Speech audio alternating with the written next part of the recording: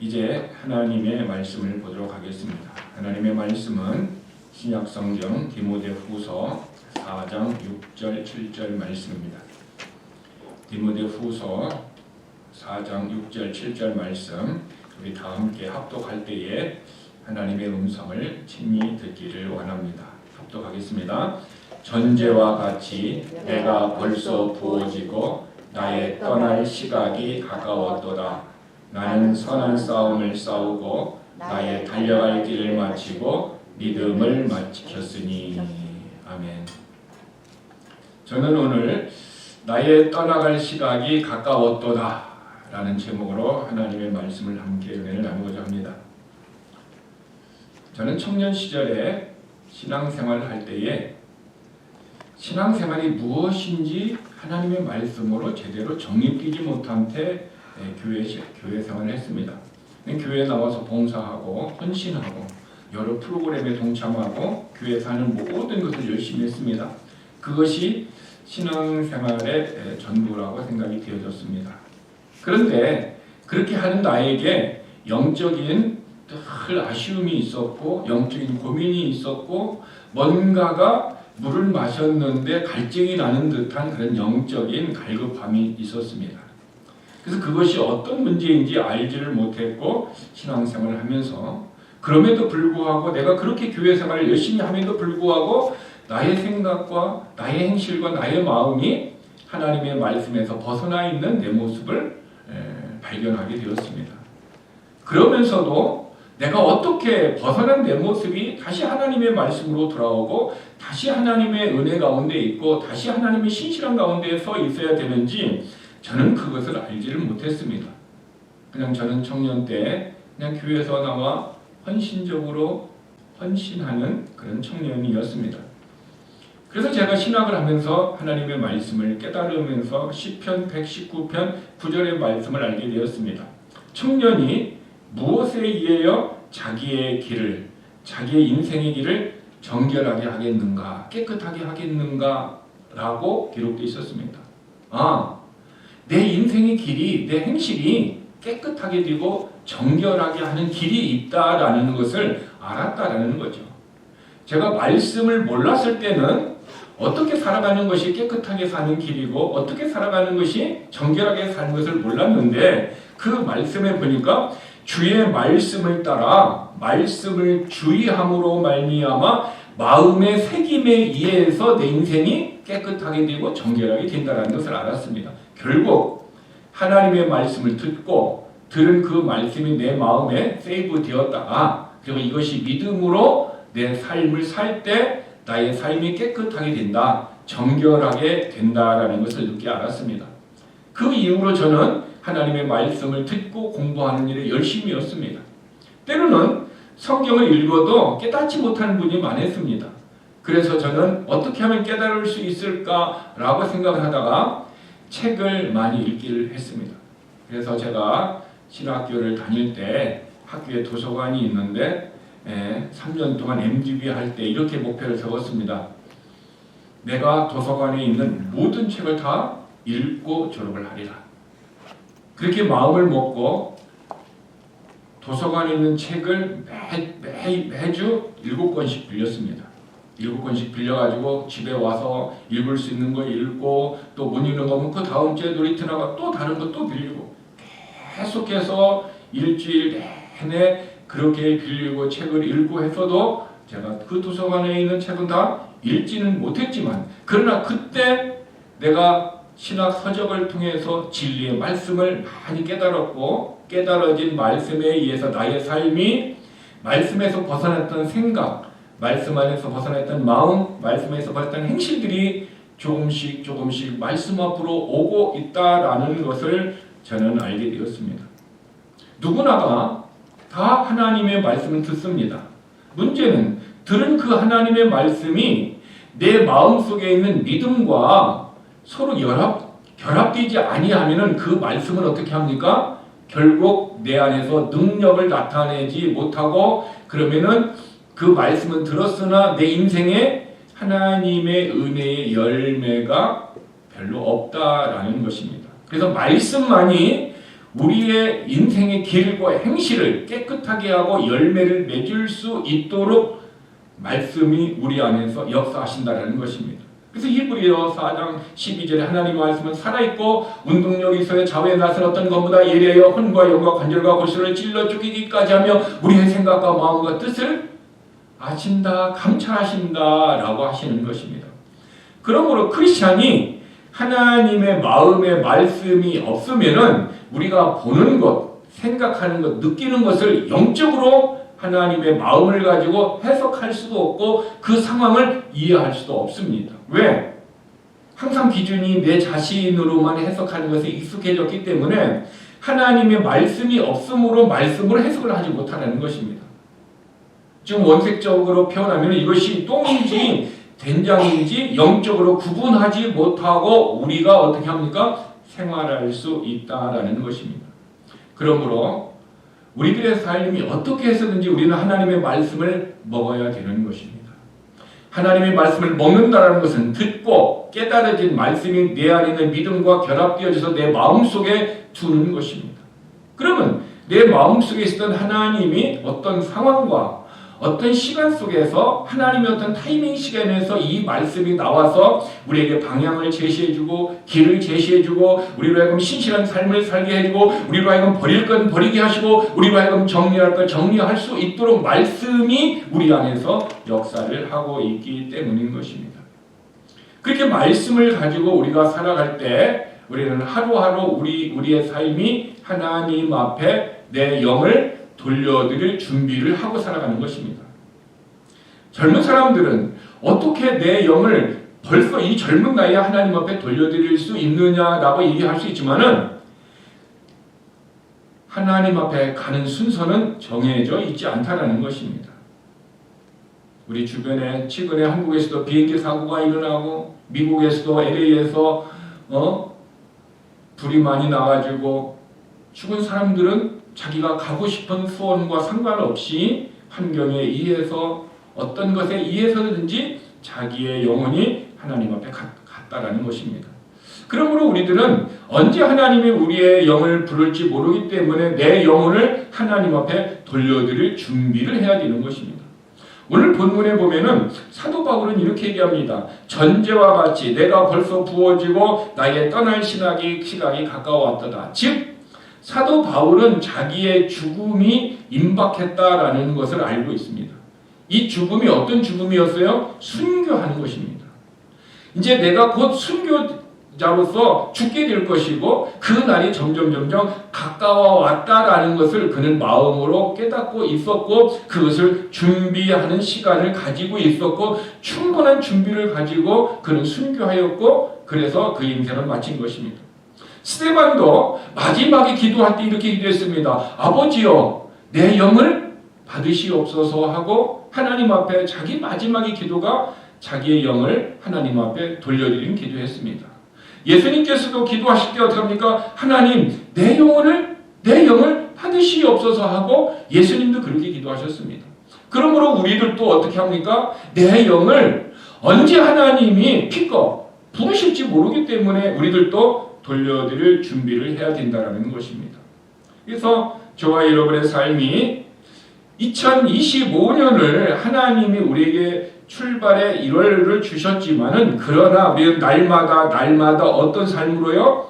내 영을 하나님 앞에 돌려드릴 준비를 하는 시간으로 산다 하면은 우리의 인생이 하나님 앞에 섰을 때 또한 우리의 인생이 이 세상을 떠나갈 때 후회함이 없는 삶이 될 줄 믿습니다.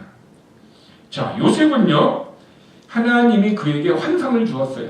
환상이라는 거예요. 비전을 주었다라는 거죠.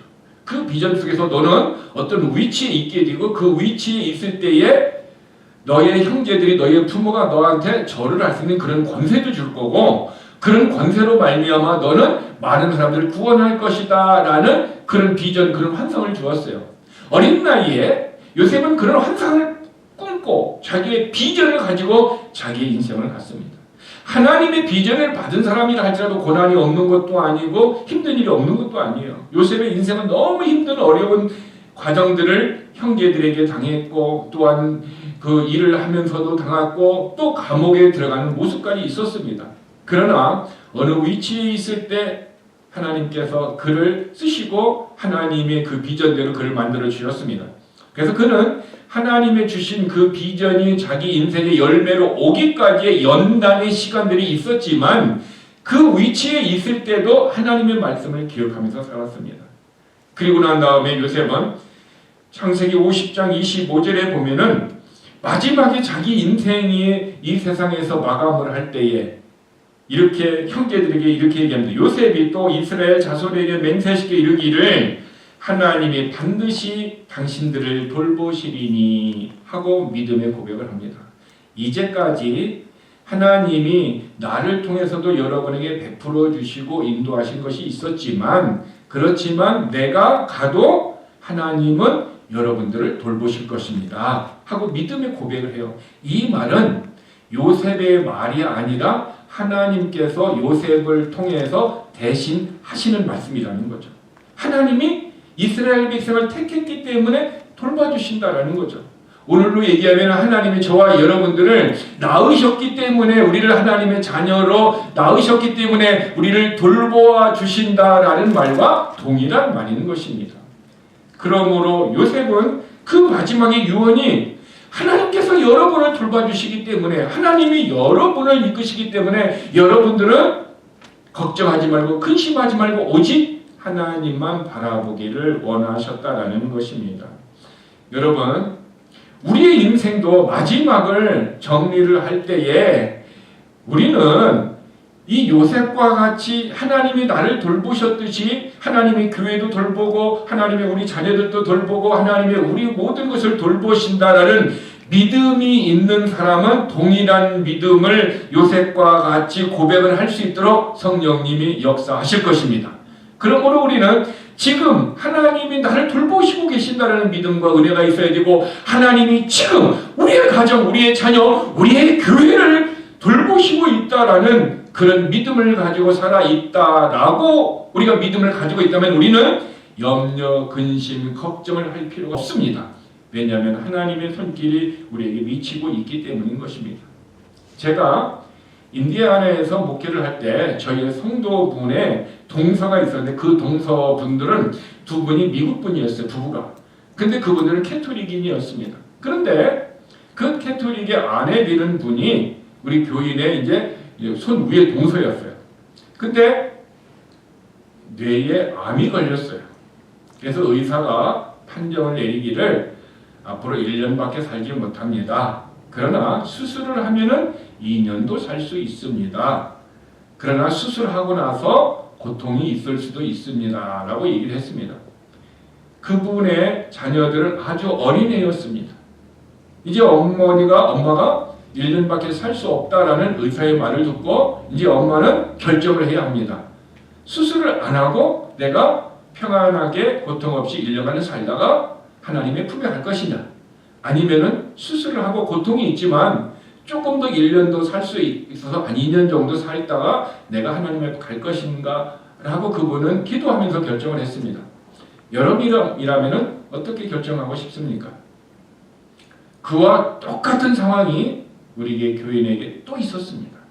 그분은 유방암이 온몸에 번져서 머리까지 갔다라는 것입니다. 동일하게 이분도 1년밖에 살 수 없다.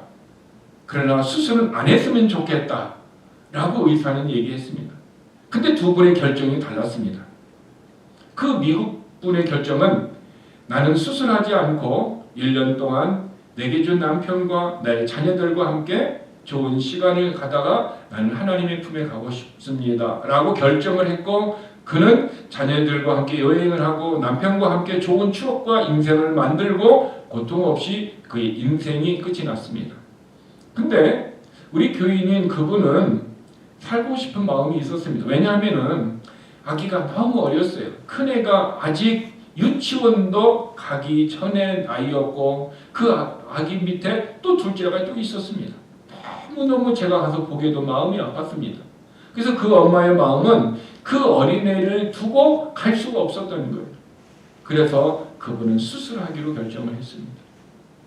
그래서 1차적인 수술을 하고 2차적인 수술을 하고 또 이 뇌 수술을 이 조지아에서 잘한다고 하는 사람이 있다고 해서 인디아나에서 이 조지아까지 이사를 왔습니다. 여기까지 와서 내 수술을 했습니다. 그리고 그 병원에 수술하고 입원까지 하고 머리를 다 밀고 제가 그 병원까지 제가 갔습니다.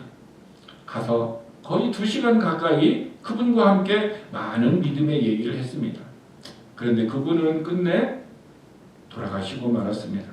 그의 영혼이 하나님 앞에 갔음을 전합니다. 그래서 제가 그분 장례식을 인도를 했습니다. 저는 그 두 분의 모습을 제가 생각을 하면서 나는 어떻게 결정할 건가 라는 생각이 들었습니다. 지금 같으면은 저는 수술하지 않고 그냥 내게 주어진 인생을 하나님이 주어진 시간들을 내가 가족들과 함께 좋은 시간을 갖고 성도들과 함께 좋은 시간을 갖다가 내 영혼을 하나님 앞에 돌려드리고 싶은 마음입니다. 여러분들의 마음은 어떤지 모릅니다만 중요한 것은 우리는 모든 사람은 반드시 하나님이 공평하게 준 것이 있는데 그것은 죽는다라는 것입니다. 그리고 우리는 언젠가는 내 영혼을 하나님 앞에 돌려드려야 된다라는 것입니다. 그래서 우리는 돌려드릴 준비를 해야 됩니다. 그래서 바울도 이렇게 얘기합니다. 전제와 같이 내가 벌써 부어지고 나의 떠날 시각이 가까웠도다 라고 하는 것을 그는 스스로 알고 있었다라는 것입니다. 우리는 언제 갈지 모르잖아요. 근데 제가 목회를 하면서 많은 사람들이 임종을 지켜보는데요. 그 임종 가운데 보면은 이분이 하나님의 품에 갈 날이 가까워 왔다라는 것을 제 경험적으로 좀 많이 경험을 했습니다. 이 시간쯤 되면은 하나님이 부르실 거고 하나님이 그분의 영혼을 부르시기 전에 마지막에 하는 일이 있었어요. 대개 공통적으로요. 아프던 사람들도 정신이 안 좋은 사람들도 마지막에는 정신이 맑아지고 마지막에는 만나고 싶어하는 사람들의 이별을 준비하시는 시간을 주더라고요. 그래서 보고 싶은 사람들을 다 보고 싶다고 해서 친치들이나 가족들이 다 와서 충분히 보고 싶어하는 사람 보고 나누고 싶은 사람들 다 나눌 수 있는 올바른 정신과 올바른 마음과 올바른 시간들을 하나님이 허락해 준다는 것을 저는 알았어요. 그래서 충분하게 이별할 수 있는 시간을 하나님이 주셨습니다. 근데 바울도 바로 자기의 영혼을 하나님 앞에 돌려드릴 이 순교의 날이 점점 가까워 왔다는 것을 알면서 이렇게 고백을 하는 것입니다. 내가 전제와 같이 벌써 부어지고 나의 떠날 시각이 가까워 전제와 같이 부어진다라고 어려운 단어를 썼습니다. 전제라는 것은 뭐냐면은 제사를 유대인들이 하나님 앞에 드려지는 제사의 방법 중에 하나가 전제가 있습니다. 즉 번제라는 제사가 있는데 번제라는 제사는 다 어떤 양이나 염소를 어떻게 해요? 다 불로서 태워서 드려서 모든 것을 하나님 앞에 드리는 것을 번제다라고 하는 것입니다. 이 번제로 드리기 전에 죽이고 어떻게 합니까? 내장을 꺼내고 다 태워서 다 하나님 앞에 드리는 거예요. 쉽게 얘기하면은 아브라함이 이삭을 하나님 앞에 드릴 때 이 번제로 드리라고 했어요. 이삭을 죽여서 다 불로 태워서 하나님 앞에 드리라. 이것이 번제의 제사입니다. 근데 이 본문에서 얘기한 전제라는 것은 마지막으로 그 제물에 위에다가 뭡니까? 포도주를 부어서 드려요. 포도주를 부어서 드리는 제사를 번제 위에 전제, 포도주를 다 부어서 하나님 앞에 태워서 드리는 제사를 전제다 얘기합니다. 즉 바울이 이 얘기를 한 것은 나의 생명의 피까지 나는 내 인생의 전부를 어떻게 해요? 다 하나님 앞에 드리는 삶을 살았고 그 드리는 모습으로 내 인생을 마감하고 싶다. 다르게 표현하면 내 인생을 전체 다 어떻게 합니까? 내 몸까지도 다 갈아가지고 어떻게 하나님 앞에 드려지는 그런 모습으로 내 인생을 드리고 싶다라는 고백이에요. 그리고 그는 그런 모습으로 살았고 그렇게 내 인생을 하나님 앞에 전제로 벌써 부어지고 내가 전에도 그렇게 했고 지금도 남은 인생을 전적으로 내 인생에 내 몸까지도 다 하나님 앞에 드리고 싶은 모습으로 지금 하나님 앞에 떠나신 날이 가까웠다 얘기하고 있습니다. 때로는 우리는 하나님 앞에 내 시간을 드리고 때로는 하나님 앞에 내가 가진 어떤 재능을 드리고 때로는 하나님 앞에 예물을 드리는 부분에 대해서 우리는 때로는 그것이 아깝고 때로는 드리기 싫은 그런 부분이 있을 때가 있습니다. 근데 바울은 자기의 올 인생을 모든 것을 어떻게 자기의 몸까지도 전제와 같이 이게 부어가지고 하나님 앞에 드린다라고 신앙을 고백을 하고 있습니다. 그래서 성경은 믿음의 분량이 각각 다르다라고 얘기하는 것입니다. 바울은 순교의 모습으로 하나님 앞에 드릴 수 있는 믿음의 모습이 하나님 앞에 주었고 우리는 우리 각자가 믿음의 모습이 각각 다르기 때문에 중요한 것은 내게 주신 믿음의 분량에 따라서 우리가 하나님 앞에 나아가면 된다는 것입니다. 그런데 하나님이 이 바울이 이런 고백을 할 때 전제와 같이 내 인생, 내 몸도 가루를 갈아가지고 하나님 앞에 전체적으로 드리고 싶은 즉 하나님 앞에 오니까 오퍼링으로 내 인생을 드린다.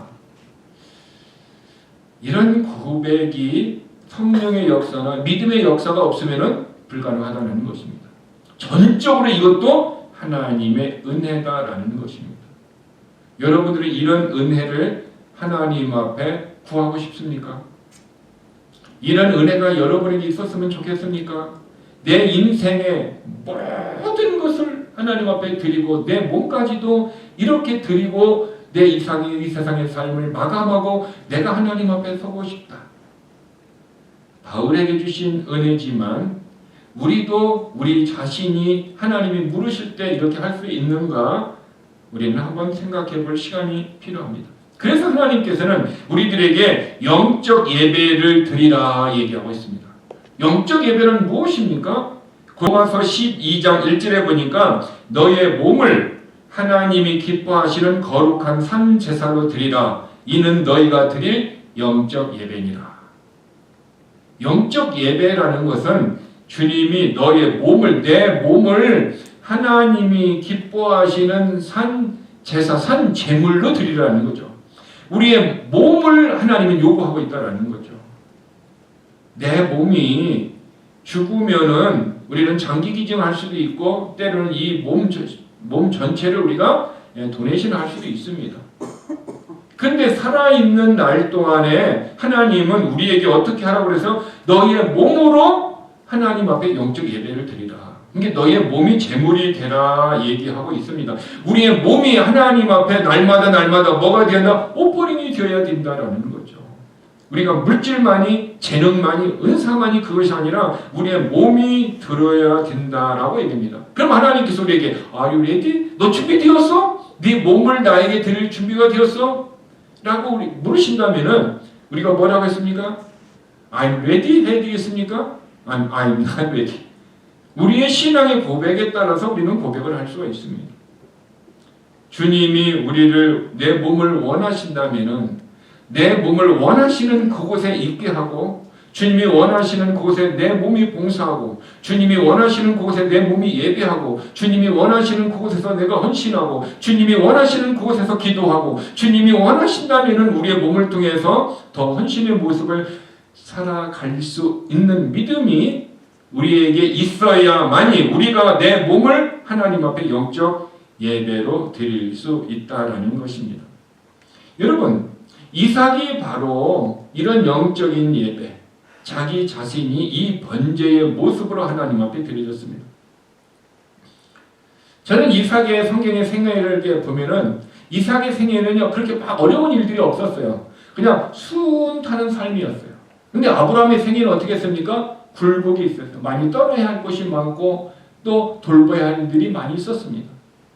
그래서 어떻게 이삭은 그의 생애가 평탄하고 어렵지 않은 삶을 살 수 있었을까라고 고민할 때 하나님이 저에게 깨달음을 준 것은 바로 자기의 몸을 아버지가 원했을 때의 오퍼링으로 자기의 몸을 하나님 앞에 산 제물로 드렸던 그 고백을 하나님이 받으시고 기억하셨다가 이삭의 인생을 붙들어 주시고 역사해 주셨다는 것입니다.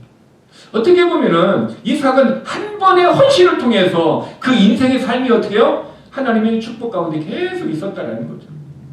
그러나 요셉의 인생을 보면은 굴곡이 너무 힘든 일들이 참 많이 있었습니다.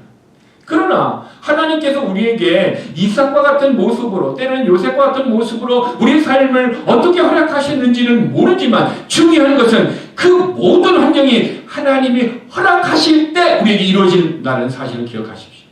하나님이 허락하시지 아니하면은 어떤 일도 일어나지 않는다라는 것입니다. 우리가 여러분은 어렸을 때 교회에 나가서 공과책을 통해서 이삭에 대해서 아브라함에 대해서 배웠는지 아니면 여러분들이 교사가 되어서 자녀들에게 그것을 가르쳤는지는 모르겠지만 대개 공과책에 보면은 아브라함이 이삭을 드릴 때 이삭의 나이가 보통 몇 살 정도 나이로 보입니까? 대개 유스 10대의 나이의 모습으로 보여집니다. 그런데 실제 성경을 연구한 사람들에 의하면은 이삭이 10대 유스 때가 아니고 나이가 예수님과 같은 30대의 나이다라고 추정을 하고 있습니다.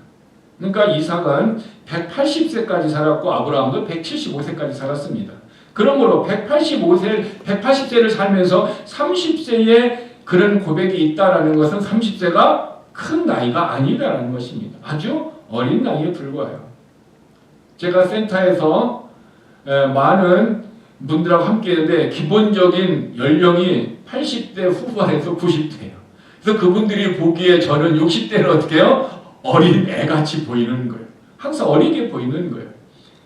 그러니까 이삭이 180까지 살았기 때문에 30세 정도 했다는 것은 굉장히 어린 나이일 수 있지만 그러나 분명한 뭐가 있으세요? 자기가 아버지의 말에 거부할 수도 있고 순종할 수도 있는 지각이 있었던 나이라는 거죠. 근데 이삭은 어떻게 했어요? 하나님이 너의 몸을 번제로 드리기를 원한다라는 아버지의 말을 들었을 때 그는 거부하지 않고 순종했다라는 것이 하나님 앞에 기쁨이 된다라는 것입니다. 오늘 저와 여러분의 삶에 하나님이 우리에게 요구하시는 것이 있어요. 갑자기 하나님이 내가 100만 불을 헌금해라 그렇게 요구하시지는 않습니다.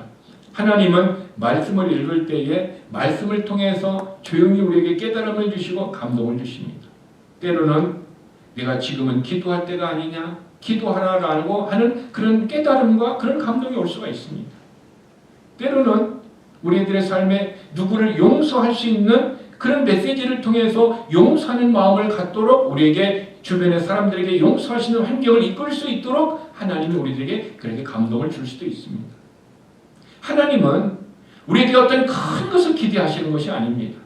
우리가 하나님의 성품으로 하나님의 마음으로 가까이 올 수 있도록 중심을 보시는 하나님이 우리의 중심이 하나님에게 조금 벗어나 있을 때 중심이 가까이 오기를 하나님은 기대하시며 하나님은 그것을 요구하시고 있다는 거죠.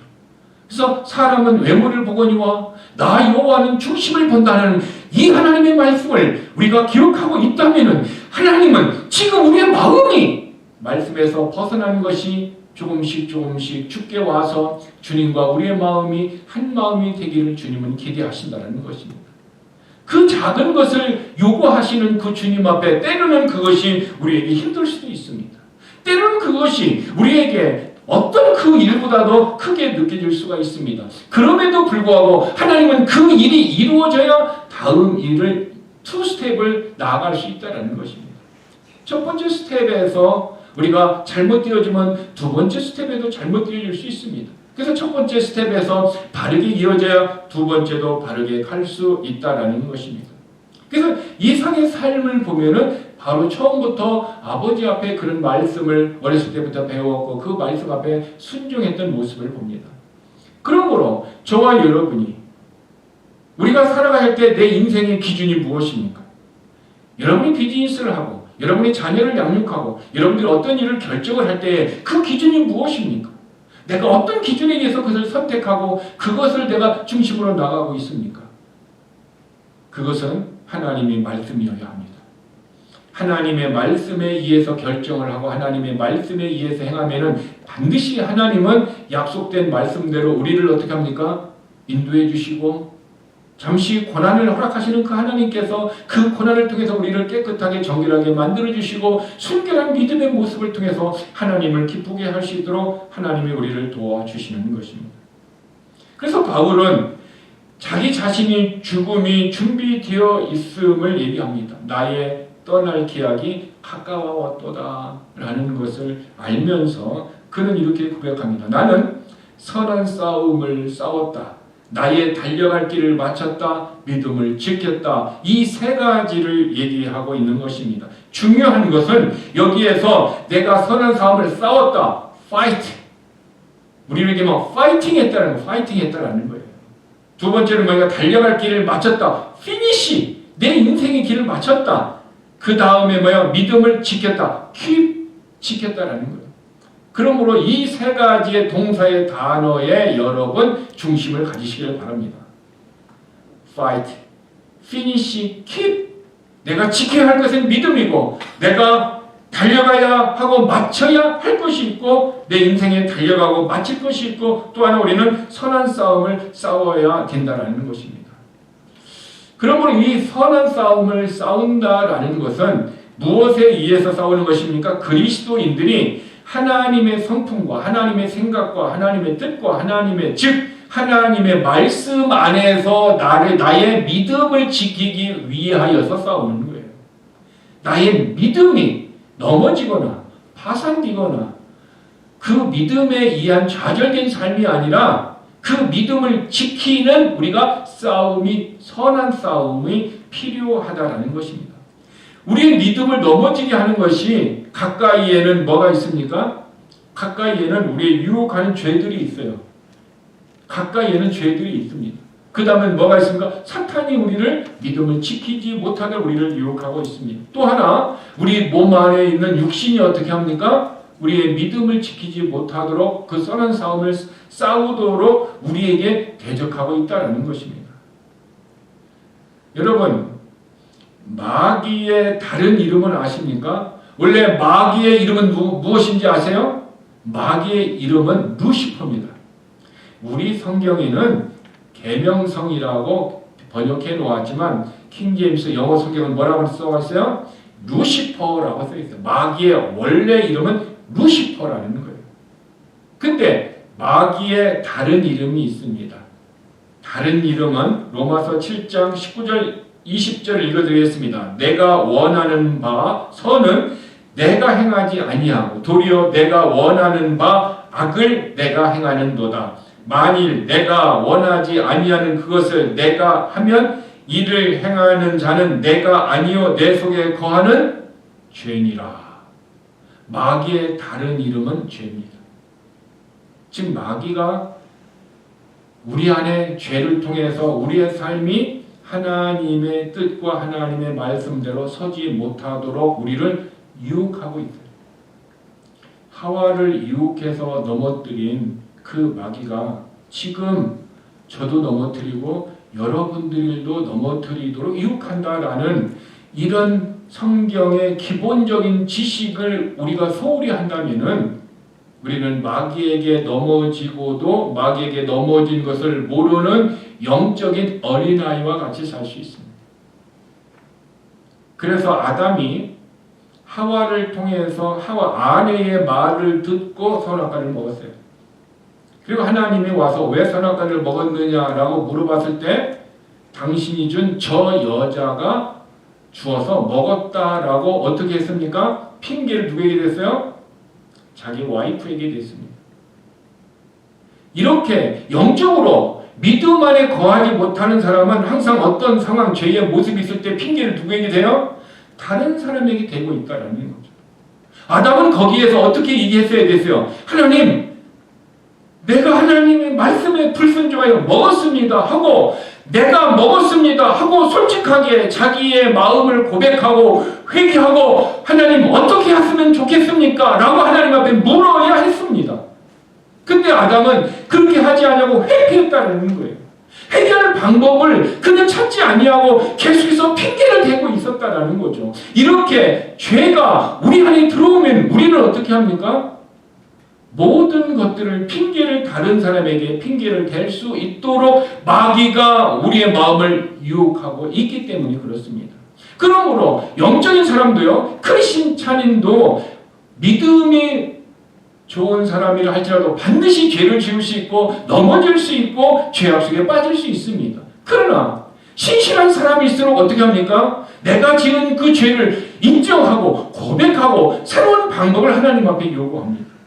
그러나 신실하지 못한 사람은 항상 아담과 같이 당신이 준 저 여자 하면서 다른 사람에게 핑계대는 모습입니다. 여러분, 하나님은 내 자신이 회개하기를 원해요. 하나님은 내 자신이 하나님 앞에 신앙 고백하기를 원하고요. 내가 예수님을 믿는 믿음을 갖기를 원하고, 내가 하나님 앞에 헌신하기를 원하고, 내가 하나님 앞에 나가기를 원하는 것입니다. 그러므로 항상 우리가 내가 주체적으로 헌신하는 것도 내가, 하나님 앞에 회개하는 것도 내가, 하나님의 부르심 앞에 나가는 것도 내가, 나아갈 때에 하나님의 주권적으로 역사하시는 것을 내가 누릴 수가 있게 되는 것입니다. 그래서 바울은 이렇게 내가 선한 싸움을 싸웠다라는 거죠. 내가 하나님 앞에서 내 믿음을 지키기 위해서 그 선한 싸움을 싸웠고, 내가 믿음을 지켰고, 내가 나의 달려갈 인생을 마쳤다라고 후회 없는 삶을 지금 고백하고 있다는 것입니다. 여러분에게 조심스럽게 질문 하나 하고 싶습니다. 여러분들은 여러분의 인생을 살아온 과정이 지금 내 인생이 예배를 마치고 천국에 간다 할지라도 후회함이 없는 인생입니까? 아니면 뭔가가 좀 후회함이 있고 아쉬워서 조금은 더 내가 후회함이 없도록 내 인생을 조금 돌보다가 살고 싶습니까? 지금 성령님이 내 안에서 역사하여 헌신이 없으면 내 인생을 20년, 30년, 40년 연장해 주어도 헌신할 수 없을지도 모릅니다. 왜냐하면 하나님은 항상 지금 now 이 시간에 예배하고, 이 시간에 헌신하고, 이 시간에 기도하고, 이 시간에 하나님 앞에 나가기를 원하지, 내일 하고 다음에 한다라고 미루는 사람은 그 인생을 20년, 30년, 40년 넓게 준다 할지라도 헌신할 수 없다는 것입니다. 그래서 하나님의 시간은 오늘입니다. 하나님의 시간은 지금입니다. 근데 마귀의 시간은 언제인지 아십니까? 마귀의 시간은 내일입니다. 마귀의 시간은 다음입니다. 자꾸 미루게 해서 오늘 내가 하나님의 은혜를 받지 못하게 하고, 오늘 내가 하나님의 말씀 앞에 서지 못하도록 마귀는 계속해서 어떻게 합니까? 우리를 무너뜨리고 있다는 것입니다. 그러므로 우리의 믿음을 지키기 위하여서 우리는 선한 싸움, 내 믿음을 지키기 위해서 하나님의 능력과 예수 그리스도의 이름과 예수 그리스도의 보혈의 공로를 통해서 말씀을 붙들고 나아갈 때에 하나님의 말씀이, 주의 성령의 역사가 우리 안에서 역사함으로 말미암아 오늘 내가 믿음의 길을 가도록 역사할수록 하나님이 도와주시는 것입니다. 그래서 신앙 고백은 내가 하는 거예요. 여러분, 간혹 우리가 어떠한 모여서 간증을 할 때 하나님이 내 인생을 이렇게 역사해 주셨어, 하나님이 내 인생에 이 고통과 아픔 속에 있을 때 일어나시는 힘을 주셔서 내가 왔어 하면서 자기의 신앙을 고백하는, 자기 신앙이 있는 사람이 있고, 또 어떤 사람은 누가 그러는데 그 사람은 그랬다더라 하면서 다른 사람의 신앙의 고백을 대신해 주는 사람이 있어요. 왜 우리는 다른 사람의 신앙의 고백을 대신해 줄까요? 그 이유가 무엇일까요? 그것은 지금 내가 신앙의 고백을 할 수 있는 그 간증이 없기 때문에 그래요. 지금 내가 하나님과의 그런 관계 속에서 살지 못하기 때문에 자꾸 과거의 얘기를 하고 다른 사람의 얘기를 하고 있다는 거죠. 지금 나를 붙들고 있고, 지금 나에게 역사하고 있고, 지금 나와 함께 하시는 그 하나님을 내가 경험하고 있다면 우리는 나의 고백을 드리고 나의 고백을 나눌 수 있어야 된다는 것입니다. 그래서 도마의 신앙의 고백을 보면은 요한복음 20장 28절은 도마가 대답하여 이르되 나의 주님이시요 나의 하나님이시다라고 얘기하고 있어요. 나의 주, 너의 주가 아니라, 우리가 아니라 나의 주, 나의 하나님이라고 신앙의 고백을 정확하게 하고 있다는 것입니다. 즉, 내가 주권적으로 하나님 앞에 이런 신앙생활을 하기를 원하십니다. 요한복음 21장 16절에 보면 베드로도 이렇게 고백합니다. 요한의 아들 시몬아, 내가 나를 사랑하느냐 하시니 이르되 주님 그러하나이다. 내가 주님을 사랑하는 줄 주께서 하시나이다. 내가 주님을 사랑합니다. 그 사람이 주님을 사랑하고 저 사람이 주님을 사랑합니다 하고 대신 고백하는 것이 아니라 내가 주님을 사랑하십니다. 합니다. 이렇게 얘기합니다. 그러면 내가 주님을 사랑하고 나의 주, 나의 하나님이라고 우리가 신앙을 고백하려면 우리가 어떻게 해야 될까요? 주님이 주권적으로 나에게 역사하고 있음을 믿고 주님과 나와의 관계가 날마다 온전한 관계로 인도되어야 합니다.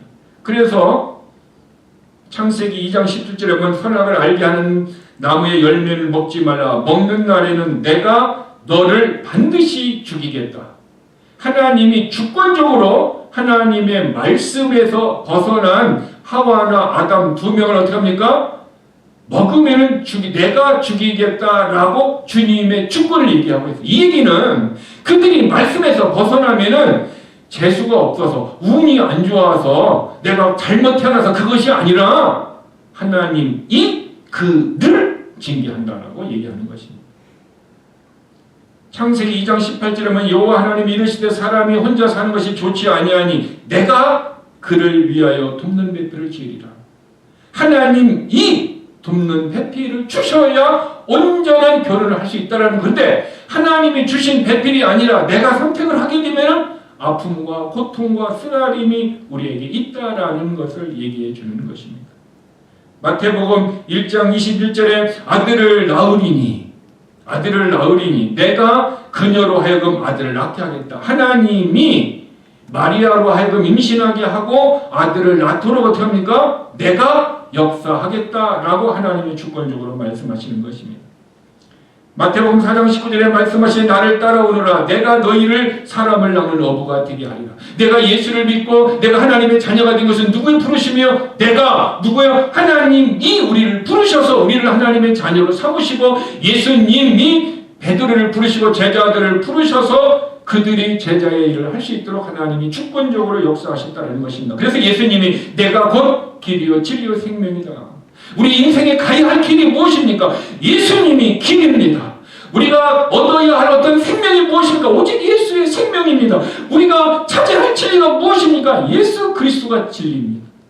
그러므로 우리 교회가 가야 할 길, 어떻게 해야 우리 교회가 부흥의 길, 어떻게 우리가 사랑의 길을 갈 수 있습니까? 답이 무엇입니까? 예수님이십니다. 우리가 가야 할 길, 우리 자녀들이 가야 할 인생의 길이 무엇입니까? 예수님입니다. 오직 예수님만 따라가면 예수님께서 진리와 생명으로 그들의 길을 어떻게 합니까? 인도해 주시고 역사해 주시고 주권적으로 축복해 주시고 주권적으로 사랑해 주시고 주권적으로 역사하신다는 것입니다. 그래서 주님이 우리와 함께 하시고 주님이 우리에게 역사하시면 우리 교회도 우리의 자녀들도 우리의 삶도 어떻게 합니까? 하나님의 축복 속에서 거하게 되는 것입니다. 그래서 그것을 경험한 사람만 도마와 같이 나의 주, 나의 하나님이라고 얘기할 수 있고 베드로와 같이 내가 주님을 사랑하시는 줄 주께서 아시나이다 라고 우리의 신앙을 고백할 수 있게 되는 것입니다. 여러분, 하나님은 주권적으로 우리 교회에 역사하실 것이고 우리의 인생과 우리의 자녀들이 역사하실 것입니다. 그러므로 우리는 어떻게 합니까? 하나님의 주권을 믿고 그 주권의 가운데 있을 때 때로는 힘들고 때로는 고난이 있고 역경이 있고 때로는 포기하고 싶고 때로는 짜증이 나고 때로는 분노가 나고 때로는 어떤 모습이 있다 할지라도 오직 말씀 붙들고 나가기를 원합니다. 오직 길이 예수뿐임을 믿고 예수 안에서 흔들리지 않고 나가게 되면은 동서남북이 막혔다 할지라도 열려있는 하늘을 통해서 하나님은 우리를 인도하시고 우리의 교회를 인도하시고 우리의 자녀들을 인도하시고 우리의 직장과 비즈니스를 인도하여 주실 줄 믿습니다. 그러므로 저와 여러분의 삶이 하나님을 붙잡고 하나님 믿음 안에서 있으면은 그것이 뭡니까? 내가 주님 앞에 내 영혼을 돌려드릴 준비를 하는 시간이 세이브되다 보면 그것이 간증이고 그것이 신앙생활이고 그것이 우리의 믿음 생활인 줄 믿습니다. 그래서 바울은 이렇게 얘기하고 있습니다. 고린도전서 11장 1절에 내가 그리스도를 본받는 자 된 것 같이 너희는 나를 본받는 자 되라. 이 본받는 자 패턴입니다. 패턴. 바울이 하나님의 본을 예수님의 본을 알아서 그 패턴대로 이렇게 살았듯이 너희들도 내가 삶을 살았던 패턴을 어떻게 해요? 하나님의 나를 통해서 성경에 기록해 놓았으니 성경에 좋은 모본을 좋은 것은 우리가 따라하고 나쁜 것은 이런 고난이 있으니까 따라하지 말아야 할 이런 믿음의 패턴들을 성경에 기록해 놓았으니 우리는 그것을 본받는 자 되라고 얘기하고 있습니다. 그것이 무엇입니까? 내가 예수 그리스도를 팔로워, 예수님을 따라가는 삶입니다. 오늘 저와 여러분, 우리 교회가 2025년에는 말씀을 따라서, 예수 그리스도를 따라서 오직 하나님만 바라보고 나아감으로 말미암아 우리의 삶을 하루하루 하나님 앞에 돌려드릴 준비를 하는 축복의 간증들이 넘치는 복된 한 해가 되기를 주님의 이름으로 축복합니다. 기도하시겠습니다. 우리 이 시간에 한번 합심으로 기도했으면 좋겠습니다. 하나님은 우리가 그리스도 안에 있는 생명의 성령의 법을 따라 살기를 원합니다. 그것은 내 몸 안에서 나오는 욕망들이 우리로 하여금 성령의 법에서, 하나님의 말씀의 법에서 멀어지도록 우리를 유혹하기 때문인 것입니다. 그러므로 우리가 가야 할 길은 예수, 우리 교회가 살아야 할 길도 그 방법도 예수, 우리의 자녀들이 살고 축복된 길로 가는 것도 예수, 오직 예수입니다.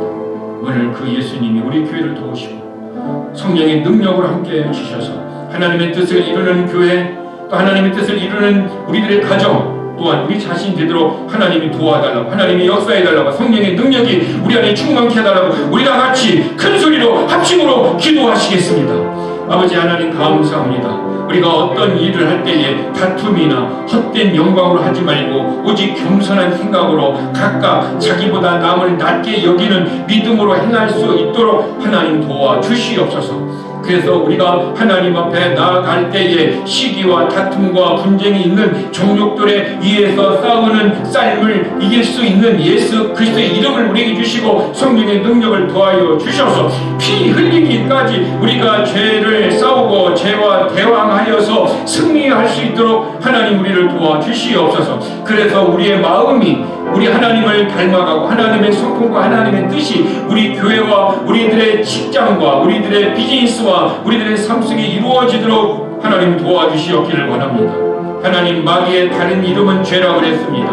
이 죄가 우리 속에서 행함으로 말미암아 내가 원하는 그것을 행하지 못하게 하고 내가 원하는 바 하나님의 뜻대로 가지 못하게 방해하는 것이 마귀요 죄라는 것을 알았습니다. 이제 우리의 삶이 내 안에서 주체적으로 역사하시는 하나님의 말씀을 거부하거나 포기하지 말고 힘들고 어려워도 십자가를 지셨던 예수님과 같이 우리도 끝까지 믿음을 가지고 주님을 따라가 우리의 인생을 잘 정리하며 마감할 수 있는 하루하루가 순교의 삶이 될 수 있는 그런 복된 삶이 되도록 하나님